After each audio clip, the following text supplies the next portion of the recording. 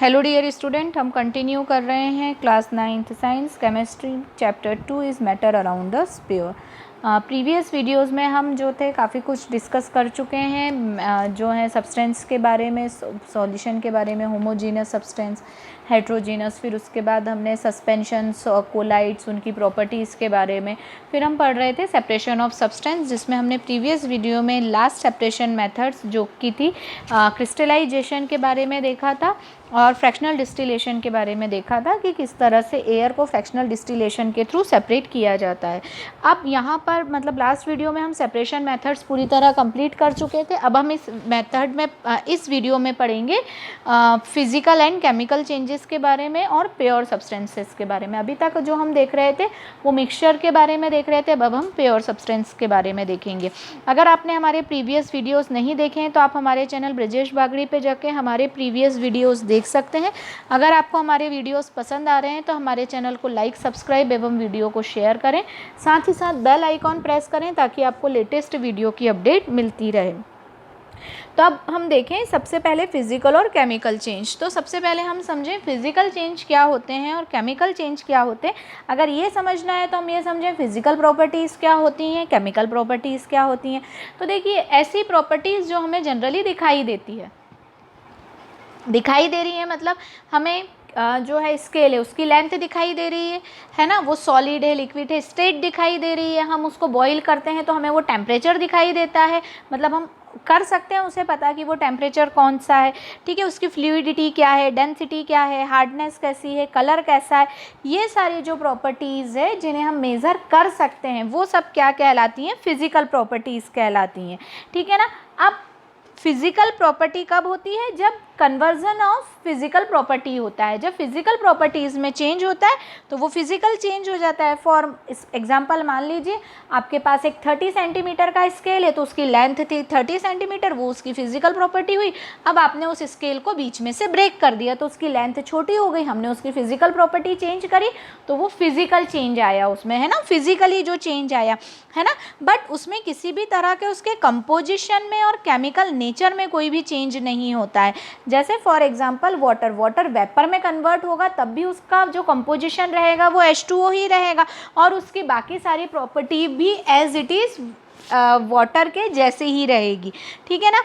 अब यहाँ पे यदि हम देखें तो ये जो होती है ये इनकी फिजिकल प्रॉपर्टी होती है। बट केमिकल प्रॉपर्टी के बारे में बात करें तो कई बार किन्हीं सब्सटेंस की फिजिकल प्रॉपर्टी सेम होते हुए भी उनकी केमिकल प्रॉपर्टी में बहुत ज़्यादा डिफरेंस होता है। फॉर एग्जांपल जैसे मान लीजिए वाटर एंड कुकिंग ऑयल, दोनों कौन सी स्टेट में है, लिक्विड स्टेट में है, बट दोनों की फिजिकल प्रॉपर्टी सेम होने, मतलब स्टेट सेम होने के बाद भी दोनों की केमिकल प्रॉपर्टी बहुत ज़्यादा डिफर है।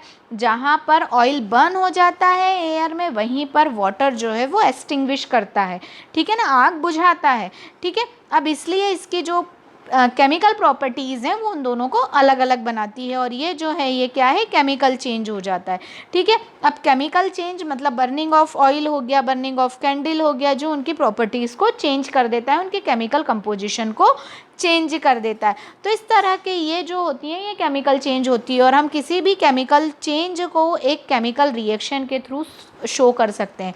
फॉर एग्जांपल मैंने पेपर को जलाया तो मैं लिख सकती हूँ C मतलब carbon C plus in the presence of oxygen he burning की प्रोसेस होगी तो ये रिएक्शन गैस बनेगी CO2। तो ये मैंने इस केमिकल चेंज को इस केमिकल रिएक्शन के थ्रू चेंज कर दिया, ठीक है।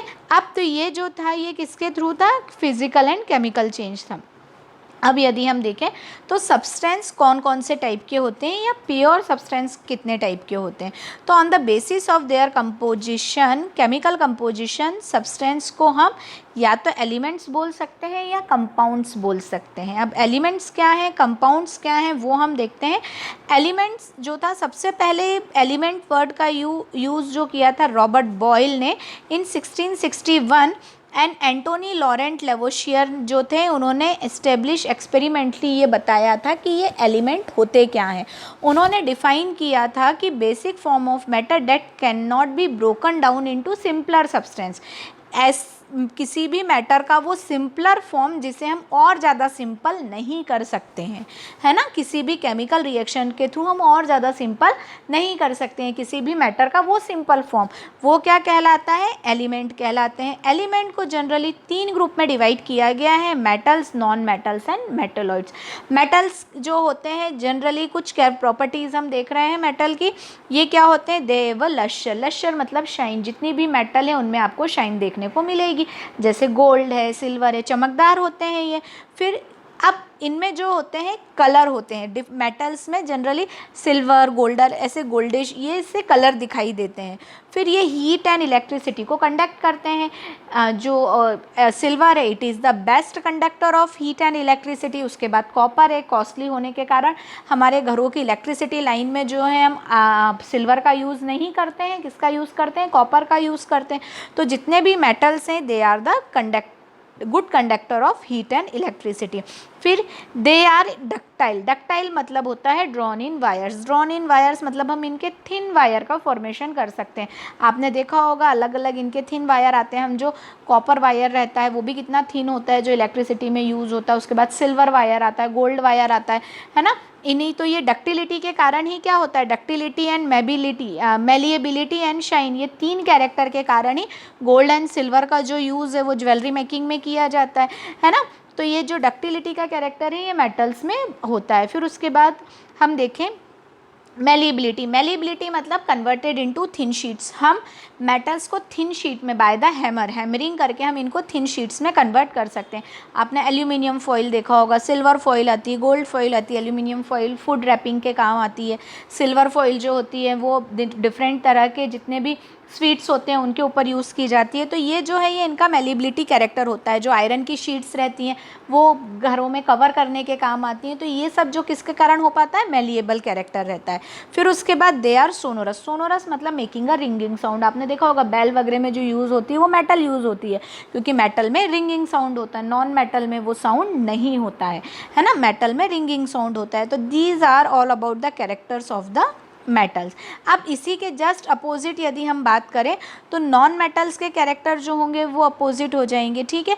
बट यदि हम देखें तो मेटल्स जो हैं एग्जांपल क्या क्या हो जाएंगे, गोल्ड है, सिल्वर है, कॉपर है, सोडियम, पोटेशियम, ठीक है। मर्क्यूरी सिर्फ एक ऐसी मेटल है जो रूम टेम्परेचर पे लिक्विड मिलती है, बाकी जनरली जितनी भी मेटल है हमको सॉलिड स्टेट में मिलती है ना। मेटल्स जो है वो सॉलिड स्टेट में होती है, बट मर्क्यूरी जो होती है वो मतलब कि रूम टेम्परेचर पे भी लिक्विड होती है। फिर उसके बाद यदि हम नॉन मेटल्स की देखें तो मेटल से अपोजिट है, ये variety display of variety of colour, हमको क्या था वो 2 कलर में मिल रहे थे बट इनके डिफरेंट कलर होते हैं। ये पुअर कंडक्टर होते हैं हीट एंड इलेक्ट्रिसिटी के, मेटल गुड कंडक्टर थे। ना ही इनमें चमक लश्यरस कैरेक्टर है, ना ही ये साउंड प्रोड्यूस कर सकते हैं, ना ही ये मेलिएबल होते हैं और ना ही डक्टाइल होते हैं, इनमें ये कोई भी कैरेक्टर नहीं होता है।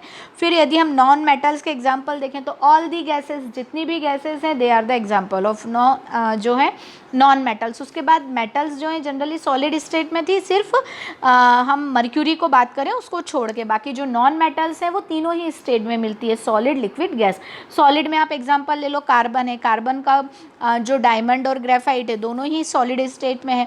फिर उसके बाद गैसेस में तो सारी गैसेस आ गई हैं, ठीक है, जितनी भी गैसेस हैं वो सारी ही गैसियस स्टेट में, ऑक्सीजन है, हाइड्रोजन है। और यदि हम लिक्विड की बात करें तो आयोडीन है, ब्रोमीन है, ये लिक्विड कंडीशन में मिलते हैं। तो मेटल, नॉन मेटल्स जो हैं वो हमें तीनों स्टेट में मिलती है, ठीक। अब तो ये जो हुआ वो मेटल्स और नॉन मेटल्स के बारे में। अगर हम मेटलॉइड के बारे में बात करें तो मेटलॉइड जो होते हैं ऐसे एलिमेंट्स होते हैं जो कि मेटल्स और नॉन मेटल्स के बीच में होते हैं। मतलब हम यदि पीरियोडिक टेबल देखें तो हमको ऐसा पीरियोडिक टेबल में लेफ़्ट हैंड साइड की तरफ मेटल मिलेंगे, राइट हैंड साइड की तरफ नॉन मेटल्स मिलेंगे, और बीच में जो मिलते हैं वो मेटलॉइड्स, मतलब उनमें कुछ कैरेक्टर मेटल्स के होते हैं, कुछ कैरेक्टर नॉन मेटल्स के होते हैं। मेटलॉइड्स में बोरॉन है, सिलिकॉन है, जर्मेनियम है, these are the non metalloids. As a semi conductor use होते हैं, मतलब कंडक्टिविटी भी होती है और नहीं भी, तो एज ए सेमी कंडक्टर जो यूज़ होते हैं वो नॉन मेटलॉइड्स होते हैं। तो इनकी जो पोजिशन और जो कैरेक्टर होते हैं वो मेटल और नॉन मेटल के बीच में होते हैं। हैं, ठीक है। तो ये सब जो देखा हमने ऑल अबाउट द एलिमेंट देखा। एलिमेंट में हमने मेटल्स, नॉन मेटल्स और मेटलॉइड्स के बारे में देखा। अब नेक्स्ट वीडियो में हम कंपाउंड्स देखेंगे, है ना। और यदि इस वीडियो में कोई भी डाउट है तो आप मुझसे मैसेज करके, कमेंट करके पूछ सकते हैं। Keep study, keep watching, thank you so much.